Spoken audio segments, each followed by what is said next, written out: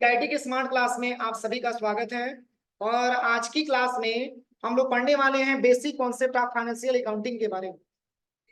देखिए, आज की क्लास आपका अकाउंटिंग का स्टार्ट हो रहा है और आज की क्लास में हमको समझना है सबसे पहले कि basic concept of financial accounting के बारे में। देखिए, सबसे पहले कि इसकी इंट्रोडक्शन क्या होती है। इसका इंट्रोडक्शन आपके दो लैंग्वेज में आपका दिया है, इंग्लिश में भी दिया है और हिंदी में भी आपका दे रखा है। तो जैसे कि इंग्लिश में यहाँ पे क्या बताया जा रहा है, ध्यान से समझिएगा। कह रहा है कि accounting is the process of classifying, recording and reporting and enterprises business transaction.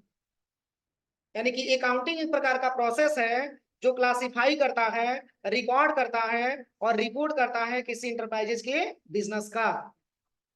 और फिर यहाँ पे बताया जा रहा है कि financial accounting is branch of accounting. यानी कि फाइनेंशियल अकाउंटिंग एक प्रकार की ब्रांच है, शाखा है, किसकी? अकाउंटिंग की। कह रहा है कि that is primarily concerned with the preparation of financial statement, जिसका मुख्य उद्देश्य होता है, जिसका प्राइमरी उद्देश्य होता है, कह रहा है कि प्रिपरेशन करना किसका? Financial statement. और फिर यहाँ पे बताया जा रहा है कि based on the business transaction, जो आधारित होता है अपने बिजनेस के व्यापार के लेन देन के आधार पर। और फिर यहाँ पे बताया जा रहा है कि financial accounting help is determining the result. और ये जो हमारा फाइनेंशियल अकाउंटिंग होता है वो हेल्प का मतलब सहायता करता है, डिटरमाइन का मतलब निर्धारण करता है। और किसका? तो रिजल्ट का। और कौन से रिजल्ट का? प्रॉफिट और लॉस। समझ में आ रहा है ना? यहाँ पे ये बताया जा रहा है कि जो फाइनेंशियल अकाउंटिंग होता है वो हेल्प करता है, सहायता करता है डिटरमाइन करने में, निर्धारण करने में रिजल्ट। और कौन सा रिजल्ट? प्रॉफिट और लॉस करना। और फिर यहाँ पे बताया जा रहा है कि financial accounting also help to define the financial position at the end of the period. यहाँ पे ये बताया जा रहा है कि फाइनेंशियल अकाउंटिंग के द्वारा, इसके माध्यम से हम आसानी तरीके से अपनी फाइनेंशियल पोजीशन के बारे में, और वो भी जब हमारा मतलब पीरियड एंड होता है तो उस डेट को हम आसानी तरीके से अपने बारे में, अपनी अकाउंटिंग के बारे में हम आसानी तरीके से ये पता कर सकते हैं कि फाइनेंशियल पोजीशन क्या है। तो यहाँ पे एक शब्द आया है, देखिए। सबसे पहले तो आपको ये समझना है, जैसे कि यहाँ पे लिखा हुआ है एंड ऑफ द पीरियड। हमारे अकाउंटिंग का फाइनेंशियल पीरियड क्या होता है, फाइनेंशियल ईयर क्या होता है, यानी कि कौन से ईयर में हमको फाइनेंशियल मतलब फाइनेंशियल जो भी हमको अकाउंटिंग करना है उसका डेट क्या होगा। तो जैसे कि आपको पता होगा कि पहले विद्यालयों में एडमिशन होता था जुलाई महीनों से, लेकिन आजकल विद्यालयों में अप्रैल महीनों से स्टार्ट कर दिया गया है आपका एडमिशन। सेम वैसे ही हमारे बिजनेस का भी एक फाइनेंशियल ईयर होता है जिसके अंतर्गत हम अपने बिजनेस के सारे ट्रांजेक्शन को करते हैं। तो ये जो फाइनेंशियल ईयर अपना चल रहा है, आप समझिएगा 1 अप्रैल, 1 अप्रैल और क्या है 2024 वो हमारा फाइनेंशियल ईयर स्टार्ट हुआ है और खत्म होता है 31 मार्च 2025। नहीं समझ में आया? यानी कि जब हम कोई भी बिजनेस स्टार्ट करेंगे तो इसी फाइनेंशियल ईयर के हिसाब से हमको चलना होगा। क्यों? क्योंकि ये करंट की फाइनेंशियल ईयर है। अभी आपसे कोई पूछे कि इस समय कौन सा फाइनेंशियल ईयर चल रहा है तो आप बता सकते हैं कि 24-25 चल रहा है। यानी कि 1 अप्रैल को हमारा फाइनेंशियल ईयर स्टार्ट हुआ है और 31 मार्च को हमारा फाइनेंशियल ईयर एंड होगा। इसको हम एक फाइनेंशियल ईयर के नाम से जानते हैं। ये टोटल समय आपका 1 साल का समय है जिसको हम अपने बिजनेस की फाइनेंशियल ईयर बोल सकते हैं। अब इसी फाइनेंशियल ईयर के अंतर्गत हम अपनी पूरी की पूरी ट्रांजेक्शन को करेंगे। कोई दिक्कत है यहाँ तक? अब चलिए, इसी डिफिनेशन को हिंदी में दिया हुआ है, सीधा बैठो। इसी डिफिनेशन को हिंदी में दिया हुआ है, देखिए। करा कि फाइनेंशियल अकाउंटिंग करा कि किसी भी इंटरप्राइजेज के बिजनेस लेन देन का वर्गीकरण करा है कि किसी भी इंटरप्राइजेज के बिजनेस का जो लेन देन का हम वर्गीकरण करते हैं, उसको रिकॉर्ड करते हैं और भी जो रिपोर्ट करते हैं, वो पूरी प्रोसेस को हम क्या बोलते हैं? अकाउंटिंग बोलते हैं। अपने किसी भी बिजनेस के, इंटरप्राइजेस के बिजनेस के लेन देन के आधार पे, मतलब जो हम जो भी ट्रांजेक्शन करते हैं उसके आधार पे अगर हम उसका क्लासिफाइड करते हैं, रिकॉर्ड करते हैं और रिपोर्ट तैयार करते हैं, इस पूरी प्रोसेस को क्या बोला जाता है? अकाउंटिंग बोला जाता है। और कह रहा है कि फाइनेंशियल अकाउंटिंग की वह ब्रांच है, वह शाखा है जिसका प्राइमरी उद्देश्य उस बिजनेस के फाइनेंशियल लेन देन के आधार पर फाइनेंशियल स्टेटमेंट तैयार करना होता है। फाइनेंशियल ईयर का मतलब कि 1 अप्रैल से लेकर के और 31 मार्च तक का जो समय होता है, उसी बीच में हमको ये पता करना होता है कि हमारे बिजनेस की फाइनेंशियल कंडीशन क्या है, हमारे बिजनेस का फाइनेंशियल पोजीशन क्या है, हमारा बिजनेस किस तरफ गया हुआ है। और फिर यहाँ पे बताया जा रहा है कि फाइनेंशियल अकाउंटिंग के द्वारा हम उस बिजनेस के रिजल्ट यानी कि लाभ और हानि का भी पता लगा सकते हैं। मतलब कि 1 अप्रैल को आपने बिजनेस स्टार्ट किया और 31 मार्च को आप अपने बिजनेस को क्लोज कर रहे हैं, तो जैसे ही कि आपका फाइनेंशियल एंड होगा तो आप ये अपने बिजनेस में ये पता लगा सकेंगे कि हमारे बिजनेस में प्रॉफिट हुआ है कि लॉस हुआ। इसी के लिए फाइनेंशियल ईयर का डेट मेंशन किया जाता है। तो इसके पहले भी डेट बीता हुआ है, तो पिछले वाले डेट को क्या बोल सकते हैं? 1 अप्रैल 2023, 31 मार्च 2024, ये बीता हुआ फाइनेंशियल ईयर। लेकिन करंट की फाइनेंशियल ईयर के बारे में बोला जाए तो इसको आप याद रखिएगा, क्योंकि हर हमेशा इसकी आवश्यकता आएगी। तो 1 अप्रैल 2024 को हमारा फाइनेंशियल ईयर स्टार्ट हुआ है और 31 मार्च 2025 को हमारा फाइनेंशियल ईयर खत्म होगा। तो देखिए यहाँ पे क्या बताया जा रहा है, सबसे पहले यहाँ तक पहले ये बताइए किसी को कोई दिक्कत? बोलिए, समझने में कोई दिक्कत किसी को? बोलिए, समझ में आया कि नहीं आया? चलिए अगला जो पॉइंट आपका दिया है, नेक्स्ट जो पॉइंट आपका दिया हुआ है, देखिए यहाँ पे दिया हुआ है objective of financial accounting. Objective का मतलब होता है विशेषता, मतलब इसके कौन कौन से ऑब्जेक्ट हैं, किसके? Financial accounting. फाइनेंशियल अकाउंटिंग के कौन कौन से ऑब्जेक्ट हैं ये हमको अपनी समझना। देखिए पहला पॉइंट क्या दिया, कह रहा है कि किसी भी अकाउंटिंग पीरियड में होने वाले या प्रॉफिट या लॉस को निर्धारित करना। मतलब इसकी पहली विशेषता ये है कि हमारे बिजनेस में जो भी ट्रांजेक्शन हुआ है, यानी कि अकाउंटिंग पीरियड में होने वाले, अकाउंटिंग पीरियड का मतलब 1 अप्रैल से लेकर के और 31 मार्च, इसके बीच में हम आसानी तरीके से ये कंपैरिजन कर सकते हैं कि हमारे बिजनेस में प्रॉफिट हुआ है कि लॉस हुआ। ये पहली विशेषताएं होती है किसकी? Financial accounting. फिर सेकंड पॉइंट क्या दिया है, तो सेकंड पॉइंट यहाँ पे बताया जा रहा है कि अकाउंटिंग पीरियड के समाप्त होने पर बिजनेस के फाइनेंशियल पोजीशन का पता लगाना। 31 मार्च को अगर हमारा बिजनेस क्लोज हो रहा है तो हम ये जांच कर सके कि हमारा बिजनेस किस ट्रैक पे गया हुआ, बिजनेस की फाइनेंशियल पोजीशन क्या है। समझ में आ रहा है ना? इसका भी निर्धारण हम करते हैं किससे? फाइनेंशियल अकाउंटिंग से करते हैं। सेकंड क्या पॉइंट लिखा हुआ है इसके बाद, कह रहा है कि किसी भी बिजनेस के ऑनर, इन्वेस्टर, इंप्लाई और गवर्नमेंट या दूसरी इंटरेस्टेड पार्टी की जरूरत के अनुसार एक फाइनेंशियल इंफॉर्मेशन यानी कि रिपोर्ट तैयार करें। अब बताइए, अगर हम अपनी बिजनेस स्टार्ट करते हैं तो क्या उसका एक फाइनेंशियल रिपोर्ट हम बनाते हैं? एक फाइनेंशियल रिपोर्ट हम तैयार करते हैं, और किसके आधार पे? तो अपने ऑनर के आधार पे, अपने बिजनेस के मालिक के आधार पे, या फिर मान के चलिए कि कोई ऐसा जो हमारे बिजनेस में इन्वेस्ट किया है पैसा उसके आधार पे, या और भी कोई एम्प्लॉय है उसके आधार पे, या गवर्नमेंट के आधार पे, या कोई ऐसी इंटरेस्टेड पार्टियां जो हमसे बिजनेस करती है उसके आधार पे, उसके जरूरत के अनुसार हम अपनी फाइनेंशियल इंफॉर्मेशन यानी कि रिपोर्ट अपना बनाते हैं। कोई दिक्कत है यहाँ तक? अब चलिए, अब इसके बाद से आपका दिया है एडवांटेज ऑफ फाइनेंशियल अकाउंटिंग। तो एडवांटेज का मतलब क्या होता है? फायदा, लाभ, कि फाइनेंशियल अकाउंटिंग से क्या क्या फायदा है, क्या क्या लाभ है। तो देखिए इसमें पहला पॉइंट क्या लिखा हुआ है, record the transaction, record the business transaction.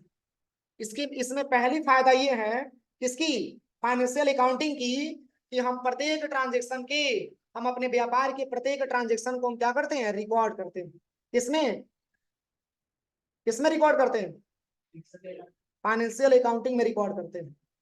समझ में आ रहा है ना? जैसे कि मान, क्या चीज? हाँ, ट्रांजेक्शन का मतलब होता है लेन देन। हाँ, लेन देन, और उसका हिंदी होता है सौदा। जैसे हम किसी से सामान खरीदते हैं तो हम खरीदने वाले हो गए, हम पाने वाले हो गए तो देने वाला हो गया। ये ट्रांजेक्शन के बारे में आएगा, उसका हिंदी होता है लेन देन, जिसको हम सौदा बोल सकते हैं। तो यहाँ पे क्या बताया जा रहा है, पहला इसमें जो पॉइंट आपका दिया है ये कह रहा है कि रिकॉर्ड द बिजनेस ट्रांजेक्शन। हमारे फाइनेंशियल अकाउंटिंग का सबसे बढ़िया एडवांटेज है तो इसमें यह है कि हम अपनी पूरी बिजनेस के ट्रांजेक्शन को रिकॉर्ड करते हैं। किसके माध्यम से? फाइनेंशियल अकाउंटिंग के माध्यम से। कोई दिक्कत? अब चलिए सेकंड पॉइंट क्या दिया है, तो कह रहा है कि डिटर्मिनेशन ऑफ प्रॉफिट और लॉस। डिटर्मिनेशन का मतलब क्या होता है? निर्धारण। हम ये निर्धारण करते हैं कि हमारे बिजनेस में प्रॉफिट हुआ है कि लॉस हुआ। अब बताइए, दोनों तो हो नहीं सकता है, या तो आपके बिजनेस में प्रॉफिट होगा या तो आपके बिजनेस में लॉस होगा। समझ में आ रहा है ना? दोनों पॉसिबल है क्या? दोनों हमारे बिजनेस में पॉसिबल नहीं है। या तो आपके बिजनेस में प्रॉफिट हो सकता है या तो आपके बिजनेस में लॉस हो सकता है। तो एडवांटेज में ये भी ऑप्शन आता है कि हम अपने फाइनेंशियल अकाउंटिंग में ये जांच कर पाते हैं कि हमारे बिजनेस में प्रॉफिट हुआ है या लॉस हुआ। अब चलिए अगला पॉइंट क्या दिया है, तो डिटर्मिनेशन ऑफ बिजनेस। डिटर्मिनेशन का मतलब होता है निर्धारण, और किसका निर्धारण, बिजनेस का निर्धारण। हम इसमें अपनी बिजनेस का भी निर्धारण कर सकते हैं कि हमारा बिजनेस का फाइनेंशियल पोजीशन क्या है, किस ट्रैक पे गया हुआ है। अब चलिए अगला क्या पॉइंट दिया है, तो कॉम्प्लीमेंट्स विथ लीगल रिक्वायरमेंट। क्या दिया है, sorry, track progress of business. Track progress of business का मतलब ये होता है कि जब हम बिजनेस स्टार्ट करेंगे और आप ये ट्रैक नहीं कर पाएंगे कि हमारे बिजनेस में प्रॉफिट हो रहा है कि लॉस हो रहा है, तो कैसे आपको पता चलेगा कि आपके बिजनेस कैसे करना। बोलिए, तो हम अपने बिजनेस में आसानी तरीके से ये ट्रैक कर पाते हैं कि हमारा बिजनेस का कंडीशन क्या है, किसके तरफ बढ़ रहा है। अगर एक्सपेंस की तरफ ज्यादा बढ़ रहा होता है, लॉस की तरफ ज्यादा बढ़ रहा होता है, तो अपने खर्चे को कंट्रोल करते हैं। बोलिए सही है कि गलत है। अगर हमारे बिजनेस में केवल लॉस ही लॉस हो, तो किसको कंट्रोल करना होगा, खर्च को कंट्रोल करना होगा। अरे जहां 10 रुपया खर्चा कर रहे होंगे वहां 5 रुपया खर्चा करना होगा, जिससे कि हमारी व्यवसाय की पूंजी हमारा क्या हो सके, इंक्रीज हो सके। समझ में आ रहा है ना। तो ये इसमें ये दिया है डिटर्मिनेशन, मतलब ट्रैक प्रोग्रेस ऑफ बिजनेस। अपने बिजनेस की प्रोग्रेसिव रिपोर्ट को ट्रैक कर पाना कि हमारा बिजनेस किस ट्रैक पर गया हुआ है। अब इसके बाद से क्या दिया है, कॉम्प्लीमेंट्स विथ लीगल रिक्वायरमेंट। अब इसका क्या मतलब हुआ, तो अपनी बिजनेस एक लीगल रिक्वायरमेंट की होनी चाहिए। बोलिए, अगर बिजनेस अपना लीगल रिक्वायरमेंट की नहीं है, तो पता ही चलेगा कि कल ही की डेट में आपके बिजनेस पे ताला लग जाए। तो कोई भी बिजनेस हम करें, उसका एक एविडेंस होना चाहिए, उसका एक प्रमाण होना चाहिए, और उसका एक जो है लीगल होना चाहिए हमारा बिजनेस। आप खुद देखिए, कोई लोग भी बिजनेस करते हैं और वो बिजनेस अगर लीगल नहीं होता है, तो कुछ महीने बाद या कुछ दिनों बाद उनके बिजनेस में ताला लटक जाता है। रीजन क्या है, क्योंकि उसका बिजनेस लीगल नहीं है। अगर लीगल रहता तो ऐसा इंटरफेस, मतलब ऐसा जो है ऑप्शन देखने को नहीं मिलता। तो हम अपनी बिजनेस में सबसे पहले क्या करते हैं कि हमारी बिजनेस एक लीगल रिक्वायरमेंट की होनी चाहिए, मतलब हमारा बिजनेस इनलीगल नहीं होना चाहिए, लीगल होना चाहिए। कोई दिक्कत। अब चलिए, अब इसके बाद से दे रहा है डॉक्यूमेंट एविडेंस, डॉक्यूमेंट्री एविडेंस दिया। बताइए, कोई भी बिजनेस हम करेंगे तो क्या उसके लिए डॉक्यूमेंट की आवश्यकता होगी। बोलिए, अगर वो डॉक्यूमेंट ही एविडेंस के रूप में हमारे पास नहीं है, तो हम बिजनेस को चला पाएंगे। तो इसकी रिक्वायरमेंट होती है कि हमारे बिजनेस में डॉक्यूमेंट भी कंप्लीट होना चाहिए, एक एविडेंस के रूप में होना चाहिए, ताकि कल की डेट में अगर हमको कोर्ट में भी पेश किया जाए, तो हम आसानी तरीके से सच्चे सबूत दिखा करके अपनी बिजनेस को आसानी तरीके से हम सिक्योर करके हम चला सके। तो इसके लिए डॉक्यूमेंट की भी आवश्यकता होती है। यहां तक कोई दिक्कत। चलिए, अगला जो पॉइंट आपका दिया है, ये है आपका phase of the accounting cycle. मतलब कि अकाउंटिंग के कौन कौन से साइकिल होते हैं, कौन कौन से चक्र होते हैं। जैसे कि फंडामेंटल में आपको पढ़ाया जाता है, सबसे पहले हम डेटा को इनपुट कराते हैं, देन क्या होता है, इसकी प्रोसेसिंग होती है। बोलिए, पढ़ाया जाता है। इसके बाद आउटपुट मिलता है, और इसी आउटपुट को मेमोरी में सेव करके रखते हैं। तो क्या ऐसा है क्या कि पहले ही आपको आउटपुट मिल जाए। बोलिए, पहले तो हम डेटा इनपुट कराएंगे, तभी जाके इसकी प्रोसेसिंग होगी, और तभी जाकर के हमको क्या होगा, रिजल्ट प्राप्त होगा, और उसी रिजल्ट को हम अपनी मेमोरी में सेव करके रखेंगे। तो सेम वैसे ही हमारा अकाउंटिंग का भी फेज होता है, हमारा अकाउंटिंग का भी चक्र होता है कि आपको स्टेप बाय स्टेप आपको क्या करना है। तो देखिए, इसमें स्टेप जो आपका दिया है, इसमें कौन कौन सा आपका स्टेप दिया है। देखिए, इसमें पहला और जो इंपॉर्टेंट पॉइंट आपका दिया है, वो पहला कह रहा है कि अंडरस्टैंडिंग द ट्रांजेक्शन। क्या दिया, अंडरस्टैंडिंग द ट्रांजेक्शन। कोई भी ट्रांजेक्शन हम सॉल्व करें, मतलब उससे नहीं है, पहले हम उस ट्रांजेक्शन को अच्छे से क्या करेंगे, समझेंगे। नहीं तो पता ये चले कि समझ में आ ही नहीं रहा है, तो उसकी एंट्री आप कर भी कैसे पाएंगे। बोलिए, तो किसी भी ट्रांजेक्शन को हम एंट्री करने से पहले हम उसको समझते हैं कि वो ट्रांजेक्शन हमारा क्या करना है, और तब इसके बाद से आपका आता है जर्नल एंट्री। क्या आता है, जर्नल एंट्री। तब उसका एक हम जर्नल एंट्री तैयार करते हैं। समझ में आ रहा है ना। तब हम उसका एक जर्नल एंट्री तैयार करते हैं। जैसे मान के चलिए कि कोई ट्रांजेक्शन आपको मिला, उस ट्रांजेक्शन को आपने पढ़ा समझा, और समझने के बाद आप उसकी एक जर्नल एंट्री करते हैं। अब जर्नल का मतलब क्या होता है, जर्नल को हिंदी में बोला जाता है रोजनामचा। ये जनरल नहीं है, जनरल का मतलब होता है सामान्य, लेकिन यहाँ पे जर्नल जो दिया इसका मतलब होता है रोजनामचा। मतलब हम पर डे जो ट्रांजेक्शन अपने बिजनेस में करेंगे, उसको रिकॉर्ड करने के लिए हम जर्नल वाउचर का ही इस्तेमाल करेंगे। जैसे कि आज कौन सा डेट है, आज कौन सा डेट है, 3 मई है। तो 3 मई में हमारे बिजनेस में कौन कौन सा ट्रांजेक्शन हुआ, उसको हम एक जर्नल एंट्री में उसको सॉल्व करेंगे। समझ में आ रहा है ना। डेट वाइज हम इसमें रिकॉर्ड करेंगे। रोज नामचा मतलब कि रोज चलने वाली एक प्रक्रिया होती है। तो चलिए, सबसे पहले ट्रांजेक्शन को हम समझेंगे, और देन इसकी जर्नल एंट्री करेंगे और तब जाके लेजर पोस्टिंग करेंगे और तब जाकर के उसी के आधार पे हम ट्रायल बैलेंस अपना बनाएंगे और तब जाकर के उससे प्रॉफिट एंड लॉस का निर्धारण करेंगे। अब इसी के आधार पे एक बैलेंस शीट भी हम अपना तैयार करेंगे। समझ में आ रहा है ना? यानी कि सबसे पहला स्टेप आपका है क्या? Understanding the transaction. अब इसके बाद से सेकंड स्टेप आपका क्या है? उसकी जर्नल एंट्री। इसके बाद से तीसरा आपका क्या है? Ledger posting. अब इसके बाद से चौथा क्या है? Trial balance. इसके बाद से पांचवा क्या है? Profit and loss. इसके बाद से छठवां आपका क्या है? बैलेंस। जैसे कि मान के चलिए अगर हम जर्नल के बारे में बात करें तो मान के चलिए कि जो जर्नल में हम जो पर डे का जो ट्रांजेक्शन करेंगे क्या उसका अलग अलग लेजर बना के हमको पोस्टिंग करना होगा? बोलिए। जब अलग अलग लेजर बना के पोस्टिंग करेंगे तभी तो पता चलेगा कि किससे किसने आपने ट्रांजेक्शन किया है। अगर एक ही में रहेगा तो क्या आप समझ पाएंगे? तो प्रत्येक ट्रांजेक्शन को हम अलग अलग एक लेजर पोस्टिंग उसका हम तैयार करते हैं। जो भी जर्नल एंट्री हम करते हैं उसका एक अलग अलग हम एक लेजर पोस्टिंग भी तैयार करते हैं। अब इसी लेजर पोस्टिंग के आधार पे हम एक ट्रायल बैलेंस अपना बनाते हैं। ट्रायल के बारे में बताइए। ट्रायल कहा जाता नहीं, ये ट्रायल चल रहा है। ये ट्रायल एक बार हम उसको समझते हैं अच्छे से। अब तब जाकर के एक प्रॉफिट एंड लॉस अकाउंट हम क्रिएट करते हैं और तब जाकर के उसी के आधार पे हम एक बैलेंस शीट बनाते हैं। यहाँ तक उसी को कोई प्रॉब्लम? बोलिए, कोई दिक्कत? तो आज के लिए इतना ही। शेष हम लोग कल से पढ़ा जाएगा अकाउंटिंग टर्म के बाद। अगर यहाँ तक कोई दिक्कत हो तो पूछ लीजिए।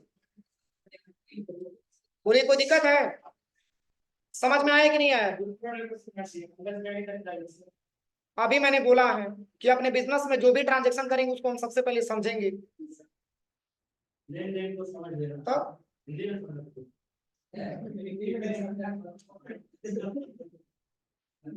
कोई भी बिजनेस में अपने ट्रांजेक्शन करेंगे, ये बताइए कि अगर दिया है, मान के चलिए कि आप किसी से सामान खरीद रहे हैं, तो खरीद रहे हैं तो परचेज वाउचर में एंट्री करेंगे ना? अब नहीं समझेंगे तो ले जाकर सेल्स में आप रख दीजिए, ले जाकर रिसिप्ट में आप रख दीजिए। बोलिए। तो सबसे पहले तो ट्रांजेक्शन को हम समझेंगे ना। बिना ट्रांजेक्शन को हम समझे उसकी एंट्री कैसे कर पाएंगे? बोलिए, कोई दिक्कत किसी को? तो आज के लिए इतना ही। शेष हम लोग कल से अकाउंटिंग टर्म के बारे में सीखा जाए। यहाँ तक आप लोग